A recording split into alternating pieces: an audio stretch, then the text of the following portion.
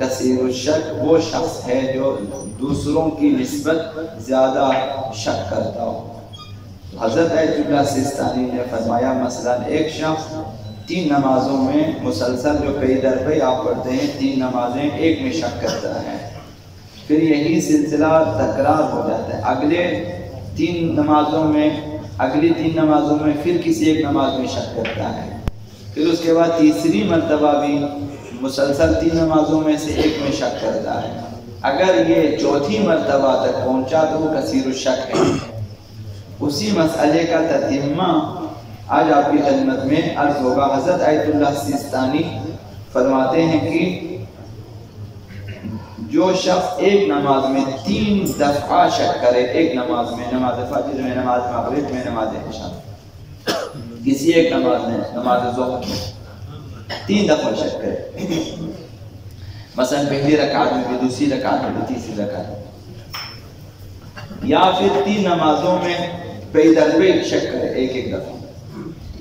نماز فجر میں بھی شک کیا، نماز ظہر میں بھی ایک دفعہ شک کیا، نماز عصر میں بھی ایک دفعہ شک کیا، مسلسل 3 نمازوں میں، تو فرمایا کہ کثیر الشک ہونے کے لیے یہ کافی نہیں ہے، مگر یہ کہ یہ حالت برقرار رہے، مسلسل ایک نماز میں 3 بار شک کرتا ہے، یا مسلسل پی در پی 3 نمازوں میں مسلسل شک کرتا رہے، آگے دوسری مرتبہ تیسری مرتبہ بھی ایسا ہو، تب وہ کثیر الشک ہے۔ ایک دفعے میں کثیر الشک نہیں ہے، ایک دفعہ اس نے مثلا ایک نماز میں 3 بار شک کیا، وہ کثیر الشک نہیں ہے، ایک دفعہ مثلا 3 نمازوں میں مسلسل ایک دفعہ شک کیا، کثیر الشک نہیں ہے، یہ شک تکرار ہونا چاہیے تاکہ اور اس میں اسے کثیر الشک کہا جا سکے۔ یہ حضرت آیت اللہ مکارم کا فتویٰ ہے، حضرت آیت اللہ سیستانی کا تھا۔ حضرت آیت اللہ مکارم کا فتویٰ جو عام فقہا کا وہی فتویٰ ہے کہ اگر کوئی شخص ایک نماز میں 3 مرتبہ شک کرتا ہے وہ کثیر الشک ہے، یا 3 پی در پی نمازوں میں مسلسل شک کرتا ہے تب بھی وہ کثیر الشک ہے، اسے چاہیے کہ اپنے شک کی پرواہ نہ کرے۔ نماز میں اگر شک ہو جائے تو اپنے شک کی پرواہ نہ کرے، کثیر الشک ہے تو مسلسل شک رہتا ہے۔ تو کثیر الشک بھی ان چیزوں میں سے ہے، ان شکوک میں کہ اسے چاہیے کہ اپنے شک کی پرواہ نہ کرے، نماز کو آگے بڑھائے۔ تمام آثار اخروی، تمام نعمات الہی جتنے خداوند متعال نے متقین کے لیے، مؤمنین کے لیے، عبادت گزاروں کے لیے، عابدوں کے لیے، زاہدوں کے لیے اجر و ثواب پاداش وغیرہ جو ہے بیان فرمایا ہے، اسی طرح جتنی مستحبات کے لیے خداوند متعال نے تاکید کی ہے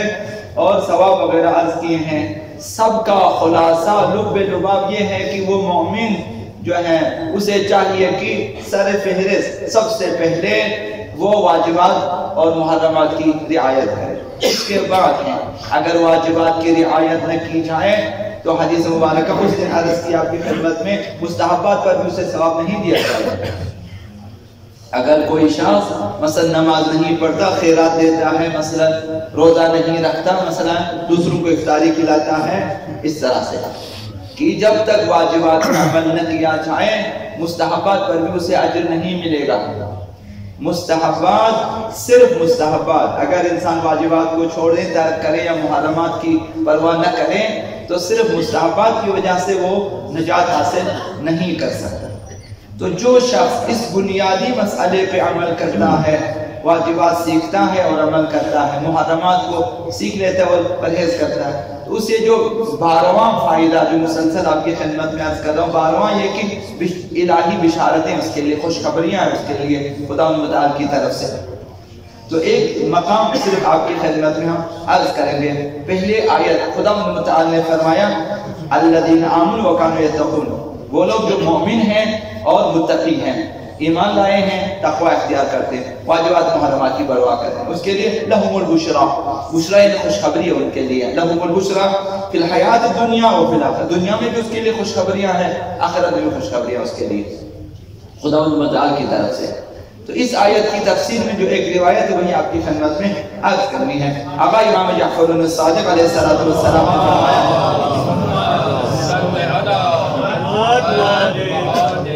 کوئی مومن اس وقت تک نہیں مرتا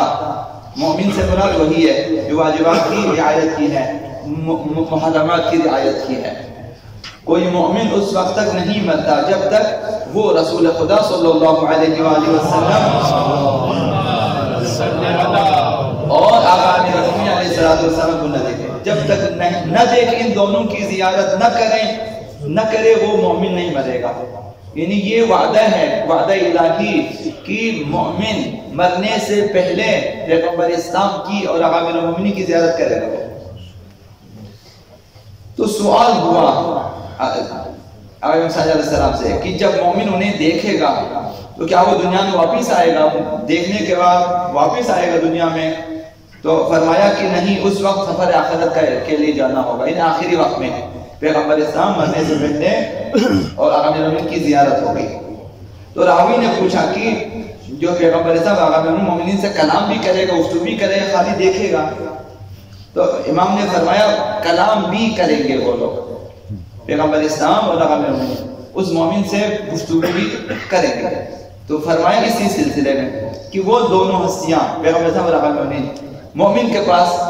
آ جائیں گے اور پیغمبر اسلام اس مومن کے سرانے اور آقا امیر المومنین اس کے جو ہے پائنتے کی جانب، پاؤں کی جانب بیٹھ جائیں گے۔ یہ دونوں ایک طرف پیغمبر اسلام ہے اور دوسری طرف آقا امیر المومنین۔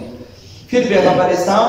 چونکہ سرانے ہیں جھک جائیں گے اس مومن کے اوپر، جھک جائیں گے، یعنی قریب ہو جائیں گے، اپنا دہن مبارک قریب کریں گے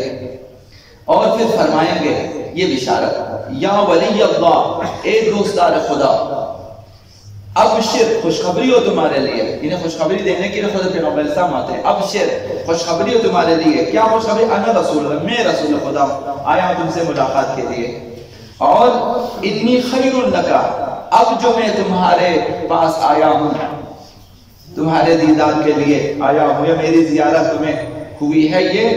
انا خیر لکا مما ترکت من الدنیا، جو کچھ دنیاوی مال و متاع و ثروت، جو کچھ جائیداد تم نے چھوڑا ہے، ان سب سے بہتر ہے میں اس وقت تمہارے سے تمہارے فائدہ پہنچے گا۔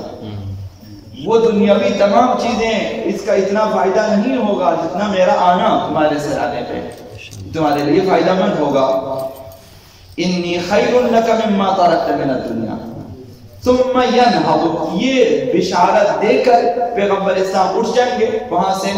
اور فیقوم علی علیہ السلام، پھر آقا امیر المومنین کھڑے ہو جائیں گے اور حتی یکب علیہ، آقا امیر المومنین اس کے اوپر جھک جائیں گے